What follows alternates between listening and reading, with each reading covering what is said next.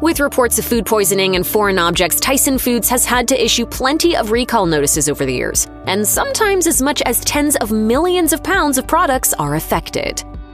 In 2015, Tyson recalled 52,486 pounds of its Anytizers Buffalo-style hot wings after several consumers reported a weird smell. Even more alarming were multiple reports of illness related to the wings, although whether or not the wings actually caused these illnesses was unconfirmed. Either way, Tyson wasn't going to take chances as the company spread the word through national media, and 32,047 pounds of the wings were ultimately recovered. The Buffalo-style hot wings had been distributed to retail locations across the nation, although Tyson claimed only that one variety had been affected, so the others were presumably safe to eat. The affected products were made at the company's processing facility in Pine Bluff, Arkansas.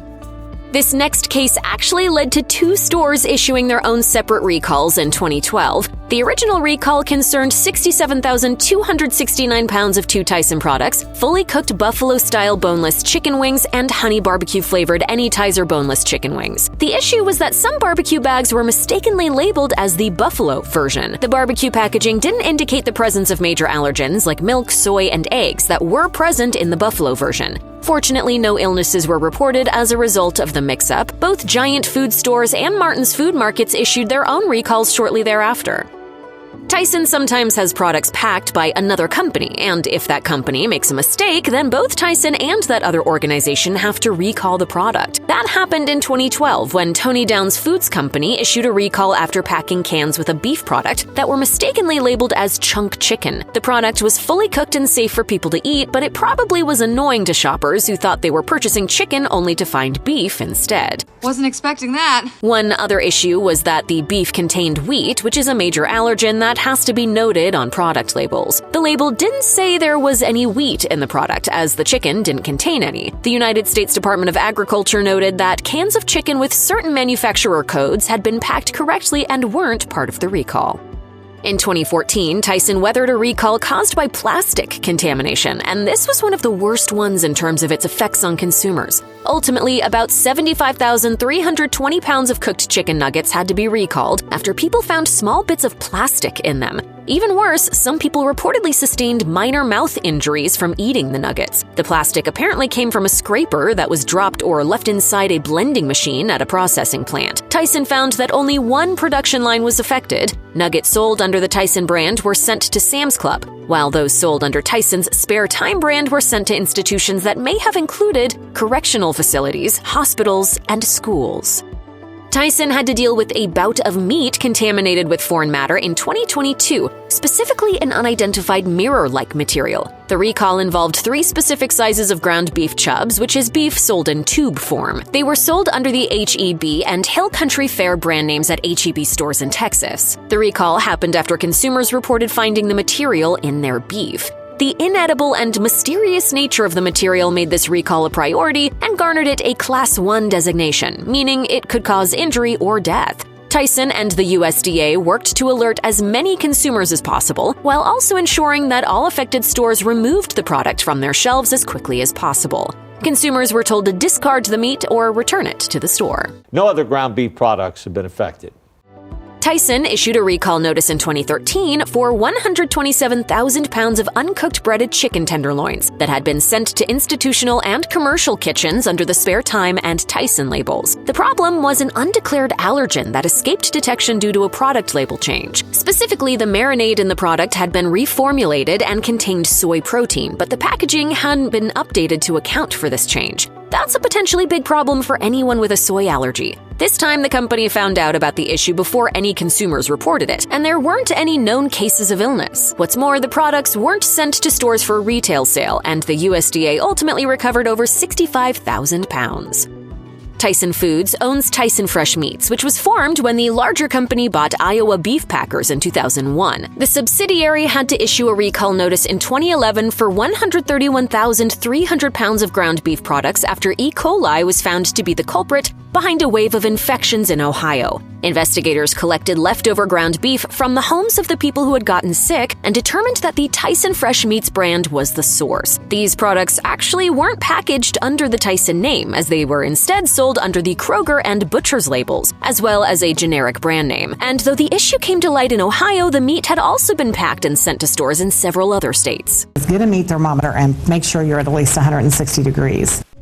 Tyson had another plastic problem in 2016 when the company issued a recall for 132,520 pounds of panko chicken nuggets that were sold under both the Tyson name and the Spare Time brand. The Tyson bags were sold at retail establishments, while the Spare Time ones were bulk bags meant for institutional use. Tyson learned about the problem from consumers who found the plastic in their bags. Tyson actually had an idea of where the plastic originated from in this case, as it may have come from a rod that connected a transfer belt in the manufacturing facility. Consumers were told to discard the product or return it for a refund. The USDA considered the contamination to be so unsafe that the recall was categorized as Class 1, indicating a potential for injury or death, though fortunately no known ill health effects were connected to this recall.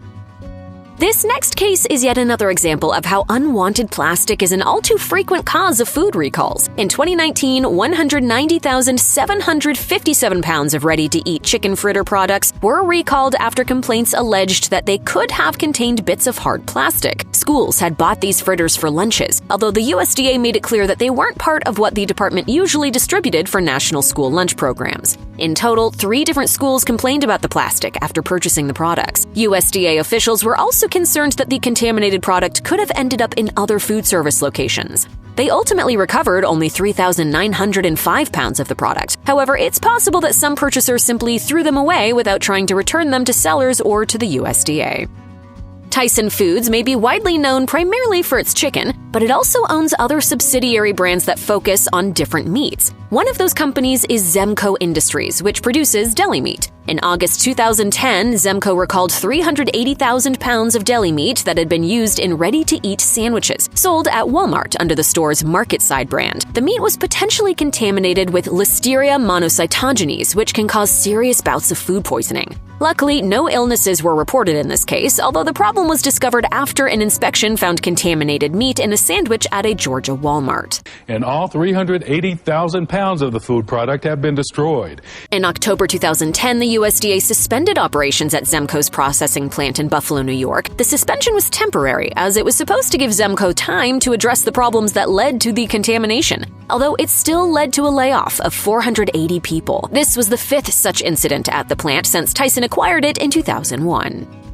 If you've ever wondered if your fully cooked chicken was actually cooked all the way through, you might want to skip this next incident. Back in 2001, Tyson had to recall about 2.3 million pounds of cooked chicken products after customers complained that it was undercooked. That's not something you want to find out when preparing a cold chicken salad, for example, as raw poultry can be the source of dangerous pathogens, such as salmonella. It turned out that the company's cooked tenderloins and breast strips were processed in such a way that larger pieces may have overlapped with other pieces, or they became folded, resulting in undercooked spots. If you've bought fully cooked chicken in bags for salads and sandwiches, you know that those pieces aren't necessarily reheated, and they're often used with little inspection. So it's vital that these fully cooked pieces are properly processed at the factory, from cooking to cooling. Thankfully, there weren't any reports of illness due to the undercooked pieces, perhaps because the problem was restricted to one processing plant. Tyson's largest recalls typically involve ready-to-eat items, and this one is no exception. However, in this case from 2017, the recall wasn't actually Tyson's fault. Instead, a supplier alerted the company to undeclared milk in the breadcrumbs used in some breaded products. The recall was issued because milk is a potential allergen, although Tyson hadn't received any reports of allergic reactions related to this incident. A total of 2,485,374 pounds of different breaded products were recalled. Plenty of breaded products contain milk, but it was a problem in this case because it wasn't marked on the package. People who are allergic to milk rely on packaging to alert them, and if there's no warning, and especially if it's something that they've eaten before without a problem, then they're probably not going to suspect that anything could be wrong. Interestingly enough, Tyson actually had the option to use the affected products. After all, they would have been okay to sell if they had been labeled correctly. However, the company opted instead to discard all of them. Because that's where we are now, in the grabbage. In June 2021, the USDA's Food Safety and Inspection Service received reports of 2 people who had been infected with listeriosis, a form of food poisoning. An investigation revealed the source of the problem to be a Tyson Foods factory, so a recall was issued for products made at that location. The affected batches totaled 8,492,832 pounds of ready-to-eat chicken products, though that total was ultimately revised to 8,955,296 pounds a month later. A second revision was issued to alert customers that the affected products may have been served at deli counters and may have had different identifying numbers. This was a particularly bad recall, not just because of the high numbers, but also because the FSIS received word of an additional illness and a death allegedly linked to the products. They also weren't distributed just to supermarkets, but to other institutions, including fast food restaurants. Some products actually made it into school systems, although they weren't part of food acquired by the USDA for the National School Lunch Program.